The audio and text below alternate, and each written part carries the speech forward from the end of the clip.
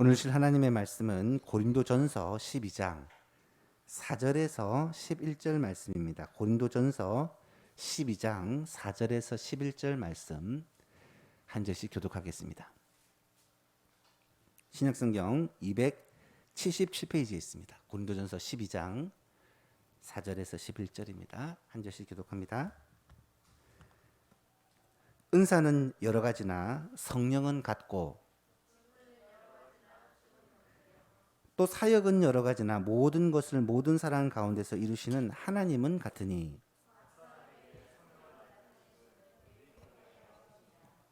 어떤 사람에게는 성령으로 말미암아 지혜의 말씀을, 어떤 사람에게는 같은 성령을 따라 지식의 말씀을,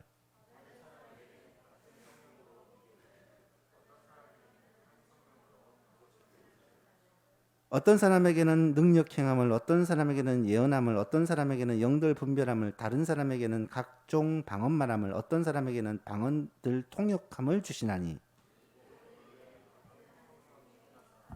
그의 뜻대로 각 사람에게 나누어 주시는 것이니라. 아멘. 올해 우리가 옛사람을 벗어버리고 새사람을 입으라라는 표어를 정하고 회복, 변화, 새롭게 함이라는 주제로 2022년을 출발했고 회복이라는 그 방향을 향해 열심히 달려오고 있습니다. 1월에는 예배를 회복합시다. 2월에는 말씀을 회복합시다. 3월에는 사명을 회복합시다. 4월에는 훈련을 회복합시다. 5월에는 교육을 회복합시다. 그리고 지금 6월에는 교제를 회복합시다. 라는 주제를 가지고 말씀을 전하고 함께 애를 쓰고 있습니다. 어떻습니까? 한 해의 절반이 지난 지금 우리의 신앙과 삶에서 조금씩 회복이 이루어지고 있는 것 같습니까? 분명한 사실은 코로나는 이제 많이 회복이 되어 가고 있어요. 코로나는 많이 좋아졌고 일상생활에서 크게 어려움을 느끼지 못하고 있습니다. 아직까지 마스크를 쓰고 있고 아직까지 제약을 받고는 있지만 그래도 코로나는 많이 우리의 삶에서 이제는 회복이 되었습니다. 이제는 우리의 신앙과 우리의 하나님을 향한 사랑과 또 함께 모여드리는 예배와 또 교회에서 하는 모든 사역들 하나씩 우리들의 신앙생활이 회복이 되어야 될 때입니다. 신앙생활에서 제일 중요한 것 중에 하나가 바로 성도의 교제인데 이것이 꼭 회복이 되어야 됩니다. 그래서 6월에는 교제 회복이라는 주제를 정하고 우리 성도들 간의 주 안에서의 교제가 다시 정상적으로 온전히 회복되었으면 좋겠다라는 마음으로 함께 마음을 나누고 말씀을 나누고 있습니다. 오늘 우리 사회의 가장 큰 특징이 무엇인지 아십니까? 극단적인 개인주의입니다.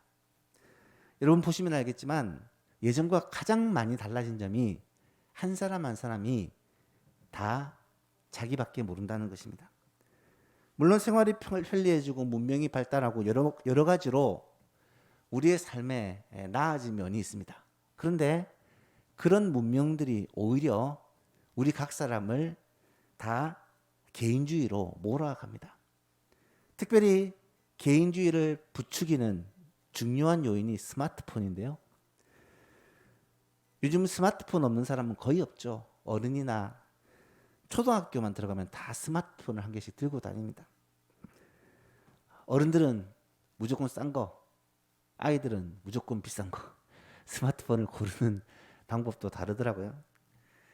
그런데 이 스마트폰이 대중화되다 보니까 어떤 현상이 일어나냐. 여러분 혹시 버스나 지하철을 타보신 경험이 있으시죠? 타보면 다 앉아서 스마트폰만 들여다보고 있습니다. 심지어 젊은 사람들이 모여서 카페에서 모임을 하는데도 스마트폰을 다 들여다보고 있어요.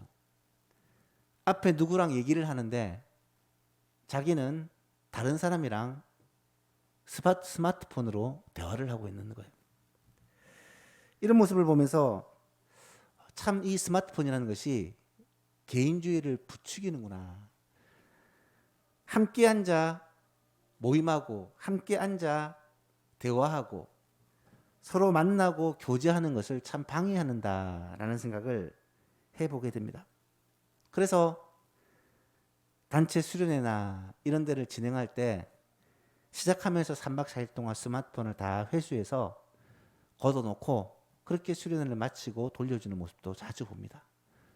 스마트폰 없는 세상을 경험하는 것이 새로운 경험이라는 거예요. 완전히 다른 세상이라는 것입니다. 또 요즘 길거리 가다 보면 젊은 사람들은 대부분 귀에다가 뭐 한 개씩 끼고 있는 것을 볼 겁니다. 그게 뭐냐면 무선 이어폰입니다. 뭐 아이팟, 뭐 버즈, 뭐 이런 상표가 붙은 것들은 굉장히 비쌉니다. 몇십만 원씩 합니다. 그것을 끼고 다닌다. 이 말은 지금 음악을 듣는다거나 아니면 스마트폰을 통해 이 무선 이어폰으로 통화를 한다거나 여러 가지 장점들이 많기 때문입니다. 그러다 보니까 사람들과 함께 모여있는 공간, 함께 모여있는 지하철, 공공장소에서도 다 눈은 스마트폰에 가 있고 귀는 이어폰을 끼고 있고 함께 있는 공간이지만 함께하는 공간은 아니라는 것입니다. 한마디로 나는 다른 사람의 일에 별로 관심이 없다. 나는 내 세상을 산다. 라는 것이 오늘날 사회 분위기요. 특별히 젊은이들의 모습인 것이죠. 집에서 TV를 보는 가족들의 모습을 여러분 보셨습니까? 집에 가족들이 앉아 있는데 둘러앉아 이야기를 나누는 것이 아니라 소파가 한 면만 돼 있어요. TV를 향해서 앉아서 TV를 봅니다. 말 없이 TV를 보다가 말 없이 방에 들어가 자기 일을 합니다. 기껏해야 식사 시간에 가족들이 모여서 식사를 하는 경우도 있지만 요즘에는 식사도 같이 모여서 하는 경우가 잘 없습니다. 저희 집만 해도 온 식구가 모여서 식사하는 경우가 주일 외에는 거의 없는 것 같아요. 개인주의의 이 극치가 디지털 기기와 편리한 생활로 말미암아 오히려 더 극심하여지고 그러다 보니까 이제는 사람들의 온기와 사람들의 속 이야기를 나눌 수 있는 기회는 점점 사라져갑니다. 폰 하나만 있으면 사는데 아무런 불편함이 없고 다른 사람이 필요하지 않는 그런 세상에서 살고 있는 것처럼 느껴질 때가 많다는 것입니다. 이렇게 극도의 극단적인 개인주의로 말미암아 공동체가 점점 무너져가고 있는 것이 오늘날의 현실이죠. 옛날에는 한 마을에 살면 마을 사람들을 거의 다 알았습니다. 이웃 사촌이라고 하죠. 옆집에 누가 사는지 무슨 일이 있는지 거의 다 서로 압니다. 혹시 필요한 것이 있으면 옆집 가서 자연스럽게 빌려올 수도 있고 빌려 쓸 수도 있는 그런 사회에서 살았죠. 그런데 오늘날 도시의 삶은 어떻습니까? 공동체를 전혀 경험할 수 없습니다. 이웃 사촌이란 말은 이제 사전에서 사라져야 될 말이 되어버렸어요. 같은 아파트에 같은 동에 같은 라인에 살면서도 저희 집도 엘리베이터에서 내려서 저희 집까지 가려면 4개의 집을 지나가야 돼요. 누가 사는지 아무도 모릅니다. 5년을 살았는데도. 학교에서도 친구들 간의 우정을 나누고 함께 그렇게 학창시절을 보냈던 추억이 분명히 있을 것입니다. 그런데 지금은 어떻습니까?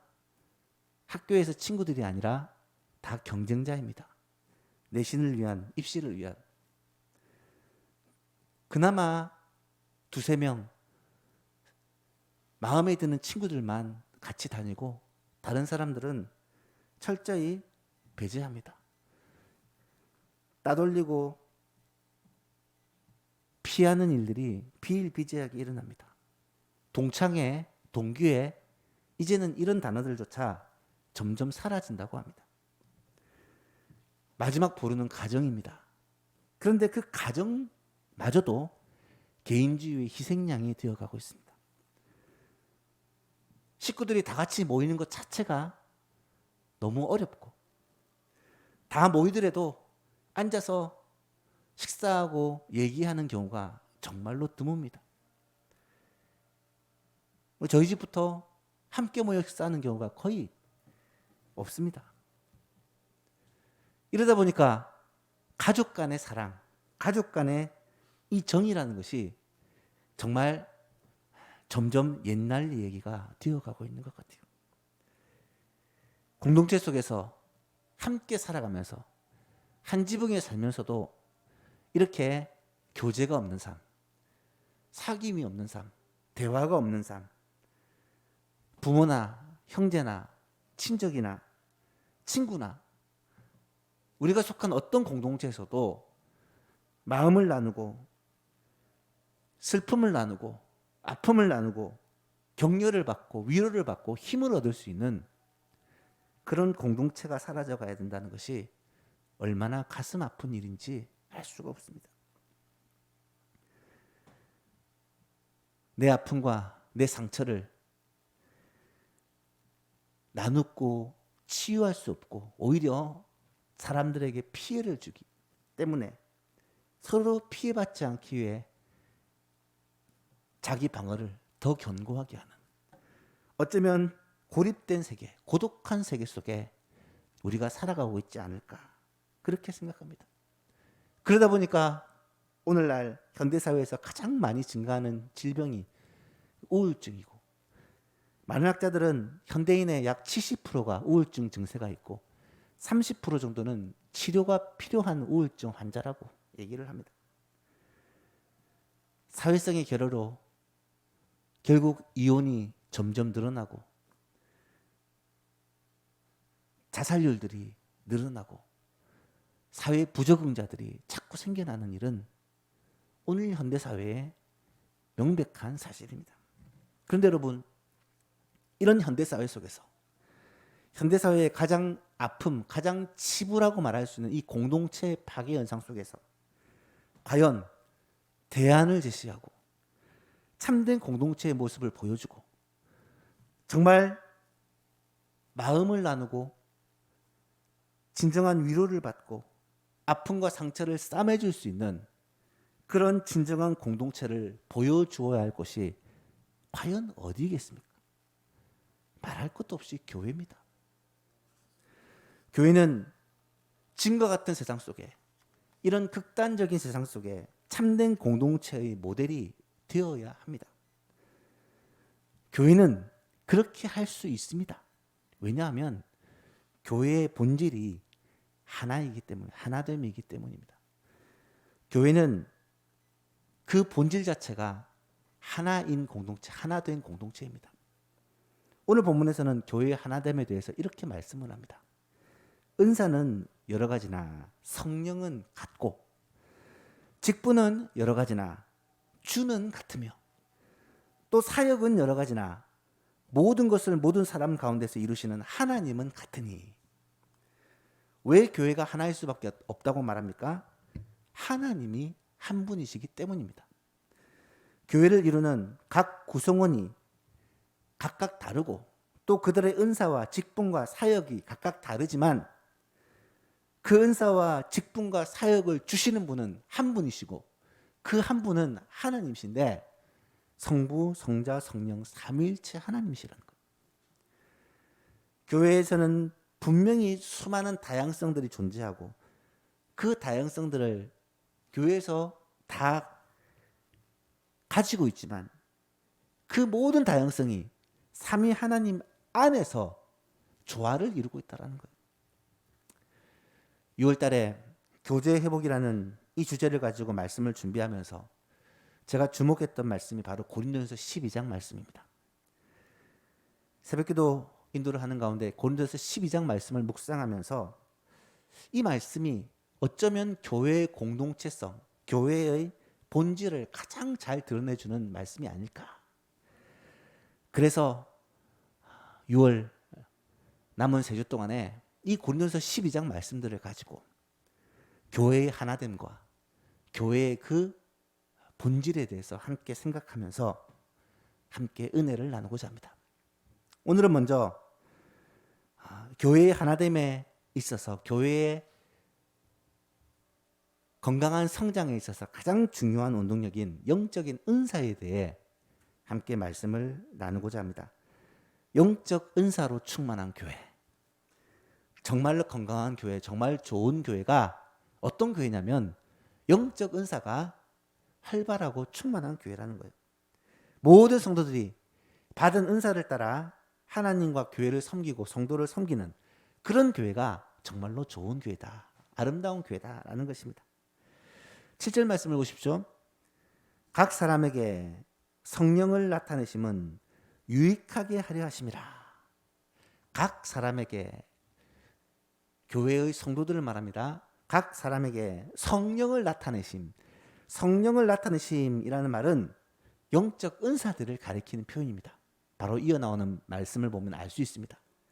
하나님께서 교회를 세우고 교회를 유익하게 하기 위해서 영적인 은사들을 나누어 주시는데, 이 은사들을 나타내심은, 나누어 주신 이유는 유익하게 하려 하심이다 라고 말씀하고 있습니다. 어떤 은사들을 나눠줍니까? 8절 이하에 보니까 어떤 사람에게는 성령으로 말미암아 지혜의 말씀을, 어떤 사람에게는 같은 성령을 따라 지식의 말씀을, 다른 사람에게는 같은 성령으로 믿음을, 어떤 사람에게는 한 성령으로 병 고치는 은사를, 어떤 사람에게는 능력 행함을, 어떤 사람에게는 예언함을, 어떤 사람에게는 영들 분별함을, 다른 사람에게는 각종 방언 말함을, 어떤 사람에게는 방언들 통역함을 주시나니, 이 모든 일은 같은 한 성령이 행하사 그의 뜻대로 각 사람에게 나누어 주시는 것이니라. 9가지 은사가 나타나지만 로마서에 보면 더 많은 은사가 나타납니다. 다양한 은사들이 있습니다. 오늘 제가 여러분에게 말씀드리고 싶은 것은 이 다양한 은사들의 종류나 그 은사들이 무엇이며 그 은사들이 어떤 의미를 가지냐를 말하고 싶은 것이 아닙니다. 이 은사들을 하나님이 왜 나누어 주셨고 이 은사들이 무엇을 위해 사용되어야 되느냐, 은사의 이유와 목적을 여러분과 함께 생각해 보려고 합니다. 오늘 보면 7절에 보니까 각 사람에게 성령을 나타내심은 유익하게 하려 하심이라. 은사를 나누어 주신 그 이유와 목적은 유익하게 하려 하심이다. 유익하게 한다라는 말을 헬라 원어로 보시면 쉰페로라는 단어입니다. 이 쉰이라는 말은 함께라는 뜻이고, 페로라는 것은 유익을 가져다 준다는 말이에요. 함께 유익을 가져다 주는 것을 유익하게 한다는 거예요. 각 사람에게 성령을 나누어 주시는데 각 사람을 유익하게 하려는 것이 아니라 함께 유익하게 하기 위해 하나님이 각 사람에게 은사를 나누셨다는 거예요. 무슨 말입니까? 몸이 있으면 몸을 유익하게 하기 위해서는 모든 기관이 다 보는 것이 되어서는 안 됩니다. 눈은 보아야 되고, 입은 말해야 되고, 귀는 들어야 되고, 손과 발은 움직여야지 몸 전체의 기능을 할 수 있습니다. 마찬가지입니다. 하나님의 교회라는 공동체를 세우실 때 이 공동체가 다 똑같은 은사만을 가진 사람이 모이면 안 된다는 것입니다. 이 일을 하는 사람도 있어야 되고, 다른 은사를 받은 사람도 있어야 되고, 각자 다른 은사를 나누어 주신 것은 그 은사들을 가지고 예수 그리스도의 몸된 교회, 한 몸이신 그리스도의 몸이신 교회를 세우게 한, 교회를 유익하게 하려 함이라는 말씀이에요. 그런데 문제는 무엇입니까? 많은 사람들이 자기가 받은 은사를 착각하고 있다는 거예요. 어떤 사람은 자기가 받은 은사나 혹은 직분을 자기 자신의 것으로 착각을 합니다. 방언이나 예언이나 병고침이나 믿음이나 지식이나 은사를 받으면 내가 다른 사람보다 똑똑하고, 내가 다른 사람보다 믿음이 견고하고, 내가 다른 사람들이 못하는 방언을 하고 나의 것으로 착각을 한다는 거예요. 말씀드렸듯이 은사들은 내가 받는 것이 아니라 성령께서 각 사람에게 성령님 자신의 뜻대로 나누어 주신 것이다. 하나님께서 각 사람들에게 하나님의 뜻대로 선물해 주신 것이 은사라는 거예요. 그런데 이 은사를 내 것으로 착각하니까 어떤 일이 벌어집니까? 다른 사람하고 나를 비교하게 됩니다. 나는 이 은사를 받아서 이렇게 열심히 충성하고 수고하는데 왜 다른 사람은 그렇게 하지 못하냐라고 생각하는 거예요. 남들보다 더 많은 은사를 받은 사람은 더 열심히 주를 위해 봉사하지만 어떤 생각을 합니까? 시험에 드는 거예요. 남들이 알아주지 않는다고. 남들이 나를 인정해 주지 않는다고. 왜 그런 착각을 할까요? 이 은사들이 내 것이라고 생각하기 때문에. 하나님이 주의 몸된 교회를 세우기 위해 각 사람에게 다른 은사를 나누셨는데 이것이 내 능력이요 내 것이라고 착각하기 때문에 일하면서도 시험을 받고 마음에 비교를 하게 되는 거예요. 직분도 마찬가지입니다.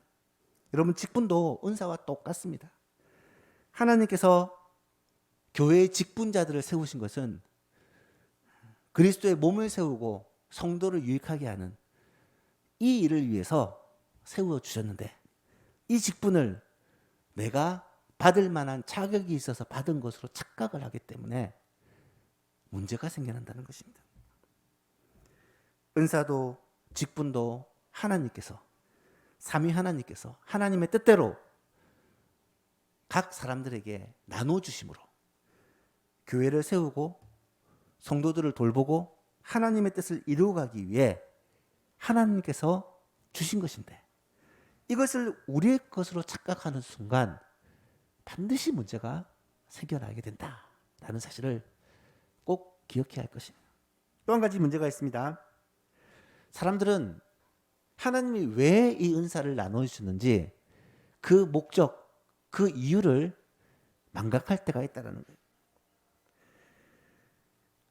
받은 은사를 가지고 목적에 맞게 써야 되는데 목적에 맞게 사용하지 않을 때가 많다는 거예요.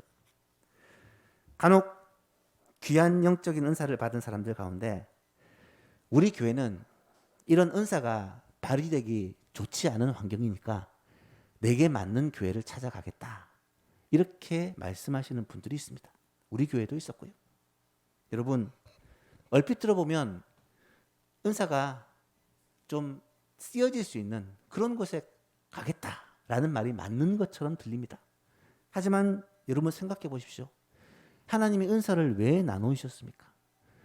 교회의 성도들에게, 교회의 지체들에게 교회를 세워나가기 위해 다양한 역할이 필요하기 때문에 각 사람에게 다른 은사들을 다 나눠주신 거잖아요. 그런데 내 은사를 발휘하고 내 은사를 가지고 섬기기 위해서 내가 필요한 곳에, 나를 필요로 하는 곳에 가겠다. 여러분 이것은 주객이 전도된 것이죠. 하나님의 그 뜻과는 전혀 상반된 것이라고 말할 수 있습니다. 직분도 마찬가지입니다. 실제로 전에 교회 한 분은 이 교회에 있어서는 장로가 절대로 될 수 없다. 계속해서 그렇게 고민하다가 결국 교회를 떠나신 분을 제가 보았습니다. 굉장히 신실하신 분이고 열심히 하신 분이세요. 그런데 아무리 계산을 해봐도 장로가 될 수 없기 때문에 장로로 세워진다고 하는 다른 교회를 가시더라고요. 여러분 직분 자체가 목적이 될 수가 없습니다. 직분은 하나님께서 교회를 세우고 교회를 섬기고 성도들을 돌보게 하기 위해 하나님께서 목적을 가지고 나누어 주신 것인데 그것을 어떤 목표로 그것을 어떤 가치로 생각하면 이것은 주객이 전도되어 버린 것입니다. 하나님은 어떤 은사나 어떤 직분을 더 귀히 여기시는 것이 결코 아닙니다. 목사나 장로의 직분을 더 귀하게 여기시냐? 그렇지 않습니다. 집사님도 권사님도 구역장도 찬양대원도 주일학교 교사도 전도대도 안내, 봉사, 주차, 주방, 봉사 어떤 직분도 하나님 보실 때 소중하지 않은 직분이 없고 가치가 없는 직분이 없다는 거예요.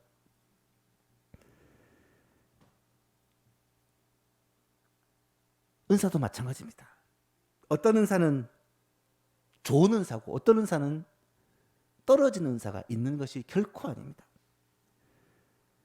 같은 목사로 부름을 받은 동기들만 살펴봐도 어떤 사람은 설교의 은사를 받은 분이 있고, 어떤 분은 권면의 은사를 받은 분이 있고, 어떤 분은 잘 가르치는 교육의 은사를 받은 분이 있고, 어떤 분은 찬양을 잘하는 찬양의 은사를 받은 분이 있고, 어떤 분은 행정을 잘하는 행정의 은사를 받은 분이 있습니다. 여러분, 목사는 설교만 잘하면 될까요? 아닙니다. 다 필요한 은사들입니다. 성도들 중에도 마찬가지입니다. 교육을 잘하시는 분이 있고, 권면과 위로를 잘하시는 분이 있고, 말없이 봉사를 잘하시는 분이 있고, 찬양을 잘하시는 분이 있고, 섬김을 잘하시는 분이 있고, 사람들마다 가진 은사가 다 다른데 그 은사들이 교회라는 주님의 몸된 공동체를 위해 다 필요한 소중한 은사들이라는 거예요. 사람들은 자꾸 내 은사를 다른 사람의 은사와 비교하고 내 직분을 다른 사람의 직분과 비교하지만 하나님은 결코 그렇게 말씀하고 있지 않다는 사실이에요.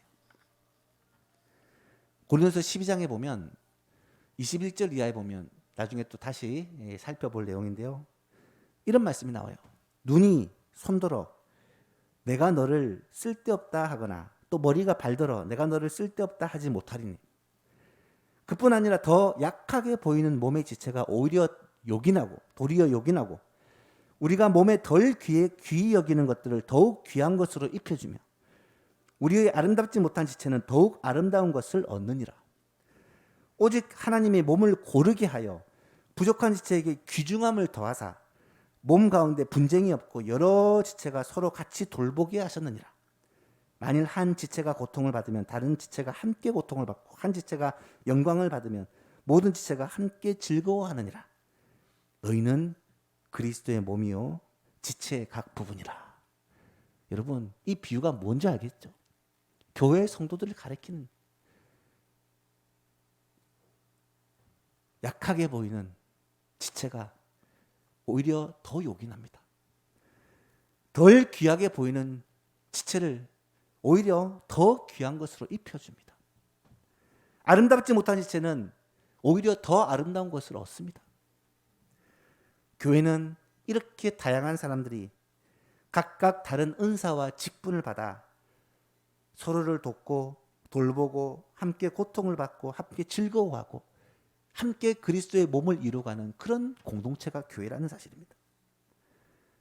가정도 그렇고요. 우리 전도회도 그렇고요. 우리 구역도 그런 공동체입니다. 주의 몸된 교회는 말할 것도 없고요. 얼마 전에 꿀벌에 대한 글을 하나 읽은 적이 있었습니다. 꿀벌은요, 한 벌통 안에 약 8만 마리가 되는 꿀벌이 여왕벌을 중심으로 한 가족을 이루며 산다고 합니다. 여왕벌은 그 가치가 절대적입니다. 여왕벌이 사라지면 그 꿀벌이 없어지는 거예요. 여왕벌이 있어야만 그 벌통이 존재하는 것입니다. 그렇지만 모든 다른 8만 마리의 벌은 여왕벌 하나만을 바라보고 있느냐? 그렇지 않습니다. 각 벌이 다 역할이 분담되어 있다는 것을 학자들이 발견하고 깜짝 놀랐습니다. 우리가 잘 아는 먹을 것을 꿀을 따오는 일벌이 있습니다. 침입자들을 맞는 그런 병정별 혹은 문지기별이라고 합니다. 그런 벌들이 있습니다. 심지어 장의사별이 있다고 해요. 죽은 벌의 시체를 밖으로 끌어내는 일만을 하는 벌이 또 있대요. 어떤 벌은 벌통 안에 습도를 조절하기 위해서 물을 배달하는 벌이 있고요. 집을 수리하기 위해 석고를 만드는 벌이 있고요. 방향을 가르쳐주는 방향 지시 벌이 있고요. 외부에서 무슨 일이 있으면은 이 벌통에 와서 알리는 정찰벌도 있다고 합니다. 너무 신기하죠? 그 벌이라는 공동체 안에 이런 조직이 잘 되어 있어서 자기마다 역할을 해야 그 벌통이 제대로 굴러간다는 겁니다. 여러분, 미물인 벌도 이렇게 집단을 이루어가면서 서로의 역할을 분담하고 그것을 잘 하면서 사회를 이루어가는데, 만약에 그 중에 나는 왜 이런 일을 하느냐고 그렇게 불만을 품고 자신의 역할을 방치한다면 그 벌통이 제대로 돌아갈 수가 없다고 하는데, 우리 예소만 교회는 얼마나 다양한 사람들이 각자의 받은 은사와 직분을 따라 함께 잘 어우러져서 자기에게 맡겨진 일을 잘 감당함으로 아름답게 세워져 나가야 하지 않겠습니까? 우리 모두는 다 예수님의 형상을 닮은 존귀한 자들입니다. 한 사람도 필요 없는 사람이 없고 한 사람도 가치가 덜한 사람이 없습니다. 예수님께서는 피 흘려 우리 각 사람을 사셨고 구원하셨고 하나님의 자녀 삼으셨습니다. 다 귀하고 다 보배로운 존재들입니다. 그런데요, 그 보배로운 한 사람 한 사람이 그냥 존재하는 것이 아니라 다 하나님으로부터 직분과 은사를 받아서 자기의 역할을 잘 감당함으로 주의 몸된 교회를 세워가고 아름답게 만들어가는 역할을 감당한다는 거예요. 이 시간 우리의 자신에게 질문을 한번 해봐야 할 것입니다. 하나님이 내게 주신 직분은 과연 무엇인가? 교회에서 내게 주신 역할이 무엇인가? 또 그것을 감당하기 위해 하나님께서 내게 주신 은사는 무엇인가? 이런 은사를 하나님이 왜 주셨을까? 이 직분을 내게 왜 주셨을까? 그 목적이 무엇일까? 여러분 분명하지 않습니까? 예소망 교회라는 하나님이 귀히 여기시는 이 공동체를 통하여 하나님이 우리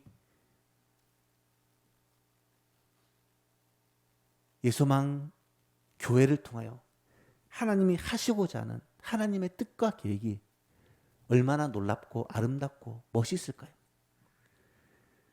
이 자리에 참석한 모든 성도님들이 내가 받은 은사와 직분이 무엇이며 그것을 통하여 하나님께서는 무엇을 이루어 가시기를 원하시는지를 깨달아 알게 되기를 원하고, 그러므로 말미암아 우리 예소망 교회가 정말로 자기 역할을 잘 감당하는 영적인 은사들을 잘 풍성하게 받아서 잘 활용하여 교회를 아름답게 세워가는 아름다운 교회, 복된 교회가 될 수 있기를 주님의 이름으로 축복합니다. 말씀을 맺습니다. 오늘은 삼위 하나님께서 교회의 유익을 위하여 다양한 영적인 은사들을 나누어 주신 것에 대해서 함께 말씀을 생각해 보았습니다. 여기서 중요한 것은 은사들이 어떤 것들이 있고 또 그런 은사들이 어떻게 사용하느냐가 중요한 게 아니라 왜 하나님이 이 은사들을 각 사람들에게 다르게 나누셨고 그 은사들을 통하여 무엇을 하기를 원하시는지, 그것을 우리는 생각해 보아야 합니다. 이유와 목적입니다.